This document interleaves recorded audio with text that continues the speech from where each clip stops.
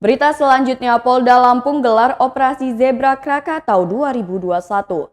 Operasi Zebra Krakatau 2021 tertib lalu lintas dan patuh protokol kesehatan akan dimulai pada Senin 15 November 2021. Kegiatan ini serentak dilakukan di seluruh jajaran Satuan Lalu Lintas Direktorat Lalu Lintas Polda Lampung.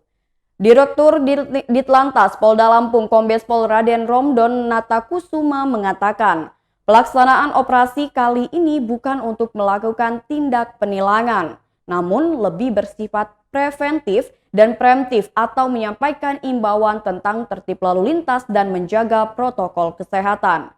Mulai tanggal 15 sampai akhir November pelaksanaan Operasi Zebra Krakatau 2021. Romdon menyatakan giat Operasi Zebra Krakatau 2021 ini mengedepankan tentang penertiban lalu lintas dan himbauan prokes. Sebab penyampaian himbauan kepada pengendara kendaraan baik roda 2 maupun roda 4 tentang tertib berlalu lintas dan prokes jadi tidak ada penilangan. Sementara itu terkait pelaksanaan di wilayah Bandar Lampung, Kasatlantas AKP M. Rohmawan mengatakan pihaknya telah melakukan rencana operasi di wilayahnya. Pihaknya sudah menyusun rencana operasi. Dalam ops kali ini akan disiapkan 68 personil untuk pelaksanaannya. Rohmawan menuturkan khusus di kota Bandar Lampung, pelaksanaan ini difokuskan pada titik rawan kemacetan, yaitu Jalan Raden Intan, Jalan R.A. Kartini, dan Jalan Jenderal Sudirman. Mengenai target pelaksanaan, Rohmawan menerangkan kegiatan akan berlangsung pada 15 hingga 28 November 2021 sesuai dengan tema operasi kali ini.